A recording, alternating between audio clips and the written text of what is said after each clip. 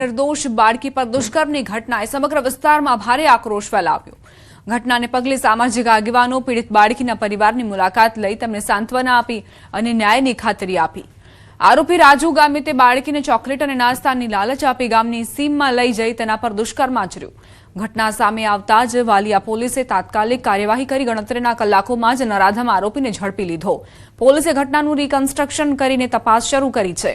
આ ઘટનાના અનુસંધાને સમાજના યુવા આગેવાનો ગામે પહોંચ્યા હતા। તેમણે પીડિત પરિવારને ન્યાય અપાવવા માટે દરેક શક્ય મદદ કરવાની ખાતરી આપી હતી, જ્યારે પરિવાર આરોપીને ફાંસીની સજાની માંગ કરી રહ્યો છે।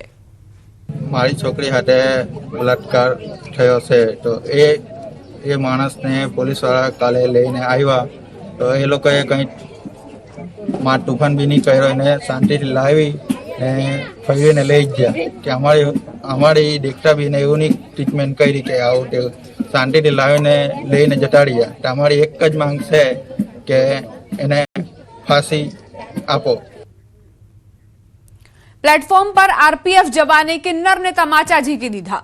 किन्नर ने जाहिर में 3 तमाचा झीकी दीधा। आरपीएफ जवाने किन्नर ने वाड़ पकड़ीने तमाचा मार्या होवानी जाणकारी छे। प्लेटफॉर्मना दादर चढ़ती वखते आरपीएफ जवाने किन्नर ने मार मार्यो। आरपीएफ जवाननी दादागिरीनो वीडियो सोशल मीडिया में वायरल थई रह्यो छे।